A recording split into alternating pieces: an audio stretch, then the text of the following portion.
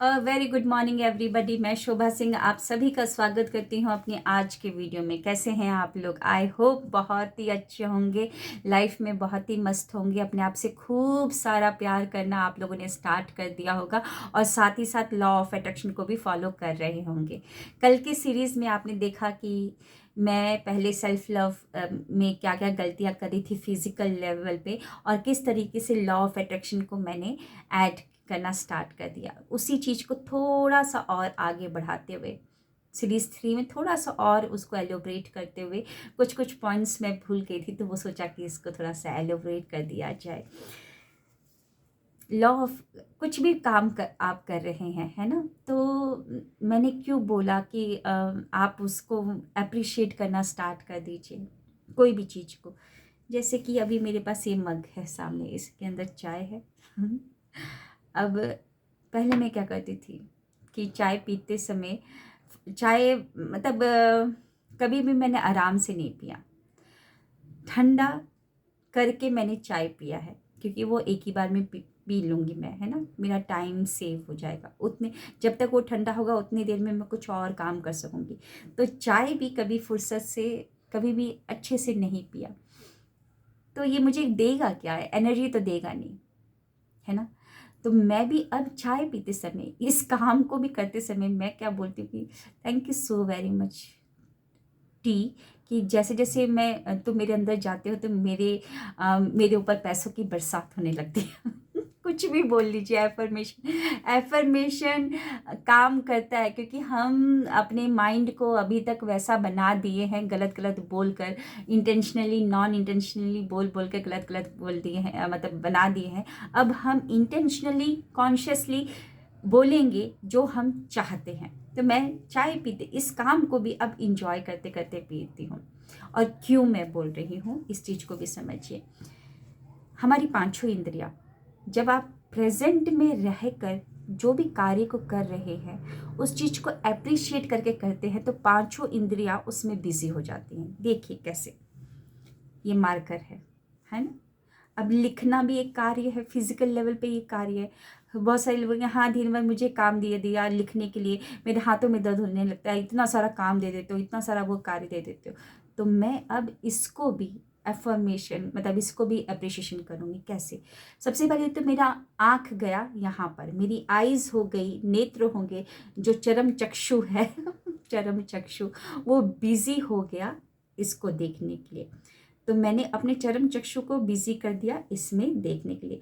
अब इससे क्या क्या मुझे बेनिफिट मिलता है, अब मैं अपने माइंड को बिजी करूँगी वो उस बेनिफिट को निकालने के लिए। जैसे कि चरम चक्षु ने देख लिया, हाँ हाइलाइटर है, अब मैं इसको बोलूँगी थैंक यू सो, माइंड को अब busy, thank you so very much highlighter, कि मुझे कोई भी इम्पॉर्टेंट पॉइंट को मैं तुमसे हाईलाइट कर लेती हूँ। वो इम्पॉर्टेंट पॉइंट अगर मेरे हाथ में कुछ भी नहीं होता तो मैं भूल सकती हूँ, लेकिन तुम मुझे भूलने नहीं देते हो, क्योंकि तुम मेरे हाथ में हो और तुम उस इम्पॉर्टेंट पॉइंट्स को हाईलाइट कर देते हो। Thank you so very much. तो बेनिफिट्स मेरे मैंने अपने माइंड को बिजी कर दिया बेनिफिट्स बनाने के लिए। अब मैं जब बोल रही हूँ ये बेनिफिट, माइंड बिजी हुआ बेनिफिट को निकालने के लिए, ओके उसको बिजी कर दिया, और मैं इस एप्रिशिएशन को बोल रही हूँ। मन ही मन सोचेंगे तो मन तो कहीं पे भी भाग जाएगा इसलिए बोलना है। तो मैं बोल रही हूँ तो मेरी जुबान, मेरा कंठ, मेरी वाणी बिजी हो गई अच्छी चीज़ों को बोलने के लिए। एप्रिशिएशन करना अच्छी चीज़ तो है, ये भी तो एक एनर्जी है। तो इसको एप्रिशिएशन करने के लिए मेरी ज़ुबान बिजी हो गई। जब मैं बोल रही हूँ तो वो बातें कहाँ जा रही है? कानों में, है ना? हमको अपनी ही आवाज़ सुनाई देती है, तो मेरे कान बिजी हो गए अच्छी चीज़ को सुनने के लिए। अब मैं जो सुन रही हूँ वो कहाँ जाएगा? दिल में, ओके सीने में जाएगा, और वो दिल बिजी हो गया फीलिंग को जनरेट करने के लिए, है ना? तो पांचों इंद्रियां प्रेजेंट में लग गई है इस चीज़ को अप्रिशिएट करने में। तो कैसे कैसे नहीं आपका जो आप कैसे नहीं अलाइनमेंट में रहेंगे? अगर आप प्रेजेंट में कोई भी चीज़ों को इस तरीके से अप्रिशिएट करेंगे, पांचों इंद्रियों को उसमें फोकस करके, तो ज़रूर आप अलाइनमेंट में रहेंगे। कैसे अलाइनमेंट में रहेंगे? हम अप्रिशिएट कर रहे हैं, अप्रिशिएशन अच्छी चीज़ है ना? हमारे कान अच्छी चीज़ों को सुन रहे, हमारा मुंह अच्छी चीज़ों को मतलब बोल रहा है, तो आप अलाइनमेंट में रह रहे, और जितना आप अलाइनमेंट में रहेंगे उतना ज़्यादा बड़ी चीज़ों को आप अट्रैक्ट कर सकते हैं अपनी तरफ। हम औरतें क्या करती हैं, या कोई भी मर्द क्या होता है, चिक चिक चिक चिक चिक चिक, काम को काम की तरह समझ के करेंगे तो कुछ भी मैनिफेस्ट नहीं हो पाएगा। कि हाँ मेरे, अब जैसे कि पोछा ही लगाना है, झाड़ू ही लगाना है, तो हम काम समझ के करें, कहीं पे भी ठोकर लग गया फिर रोना धोना, क्योंकि आपने काम समझ के किया, इसीलिए ठोकर लग गया। सब्जी खाना पकाना है, खाना पकाना, खाना पकाना एक काम की तरह समझ के करेंगे तो कहीं पे भी छींटा आके गिरेगा ही गिरेगा, फिर लेने के देने पड़ जाएंगे। अगर आप आराम से अप्रिशिएट करते हुए बोलेंगे तो वो खाना खाना नहीं बनेगा, वो अन्न प्रसाद में कन्वर्ट हो जाएगा। तो हर एक चीज़ को, अगर आप कोई चीज़ को उठा भी रहे, जैसे कि मैं पहले क्या करती थी, संडे के दिन बच्चे यहाँ वहाँ कपड़े फेंक देंगे या टॉयज़ को फेंक देंगे। वैसे तो मंडे टू सैटरडे ऑफिस ही में रहती थी, संडे का समय में यहाँ वहाँ सामान बिखरा रहता था, तो मैं बहुत ही गुस्सा करती थी। एक ही दिन मिलता था जब मैं अपने बच्चों के साथ टाइम को स्पेंड कर सकती थी, लेकिन मैं क्या बोलती थी उठाते समय कि मेरी कमर दुख जाती है, मेरी कमर अकड़ जाती है, मेरी हड्डियाँ टूट जाती है। मैं क्या बोल रही थी, क्या अफर्म कर रही थी?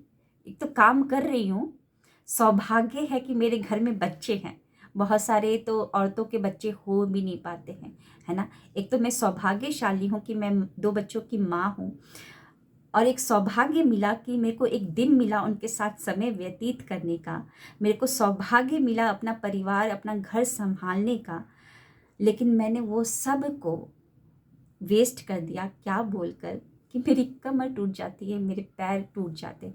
और वही चीज़ को अफर्म करते करते करते एक दिन ऐसा समय आ गया कि हाँ सीरियसली पैर टूटने लगे थे, हड्डियाँ एकदम, कैल्शियम एकदम चला गया था बॉडी से, कमज़ोर हो गए थे, क्या चीज़ को अफर्म कर करके। और वो तो समय तो मैंने ऐसे ही गवा दिया। मैं क्या बोलती थी, दिन भर यहाँ सामान इधर फेंकते हैं उधर फेंकते हैं, मुझे ही सारा काम करना पड़ता है ना? तो मैं मतलब कि बच्चे तो हैं, वो तो सामान फेंकेंगे ही फेंकेंगे, लेकिन अब मैं अगर सामान उठा भी रही हूँ तो बेंट होकर, एकदम झुक करना, जैसे पहले मैंने सीरीज में बताया था कि अब हम बेंट होकर उठा लेते हैं, बेंट होकर ना उठाकर हम नी के बल बैठ जाएंगे, आराम से उठाएंगे और हंसते हुए उठाएंगे, और बच्चों को भी हंसते हुए बोलेंगे कि बच्चे ऐसे करते हैं क्या, मम्मी को इतना परेशान करते हैं, आप नहीं रख सकते यहाँ पे, चलो आओ तुम भी मेरे साथ मेरी मदद कर दो, है ना? या तो कपड़े फोल्ड तुम कर दो, या तो कपड़ा, बच्चा वहाँ पर कपड़ा रख दो, अगर आपका बच्चा कपड़ा फोल्ड नहीं कर सकता है, हाँ ठीक है बच्चा वहाँ से लेकर आ जाओ या वहाँ पे रख दो, थोड़ा अप्रिशिएट भी कर दीजिए, है ना? कितना अच्छा माहौल हो जाएगा ना। चिक चिक किच किच करने से कुछ नहीं होने वाला कुछ भी नहीं होने वाला, समय तो निकल जाएगा ऐसे ही, लेकिन जो बीता हुआ समय फिर वापस नहीं आएगा। अब मैं सोचती हूँ कि वो समय फिर से आ जाए तो कितना अच्छा होगा। वो पार्क में बच्चों को लेकर मैं जाऊँगी, बच्चों को अपनी गोद में खिलाऊँगी, बच्चों के साथ मैं बैठूँगी, टाइम स्पेंड करूँगी। वो समय तो मैंने किच-किच में निकाल दिया, लेकिन अब वो समय वापस कितना भी मैं कर लूँ वो समय नहीं आ सकता वापस। इसीलिए मैंने जो गलतियाँ की है वो गलतियाँ आप ना करें। इसीलिए मैं ये वीडियो बनाकर या वीडियो के माध्यम से आप तक वो मैसेज पहुंचाना चाहती हूँ कि बहुत सारी वर्किंग लेडीज़ ये गलतियाँ करती हैं, ऑब्वियसली करती है, क्योंकि उनके ऊपर घर का भी बहुत प्रेशर रहता है, रिस्पॉन्सिबिलिटीज़ का भी प्रेशर रहता है, और ऑफिस का तो प्रेशर रहता ही रहता है। समय निकल जाएगा, लेकिन समय को अगर हम इंजॉय और गेम की तरह करेंगे तो बहुत मज़ा आएगा। जैसे कि कबड्डी में चोट तो लगती ही लगती है, लेकिन वो चोट को हम लाइट लेते हैं, क्योंकि वो गेम है। तो यहाँ पर भी गेम की तरह ही खेलिए, है ना? गेम की तरह ही समय को निकालिए, हंसते हुए निकालिए, निकल जाएगा समय। सो मिलते हैं नेक्स्ट वीडियो में। Thank you, wish you wealth, keep smiling, अपने आप से खूब सारा प्यार करिए और अपनों से भी प्यार करिए। Thank you.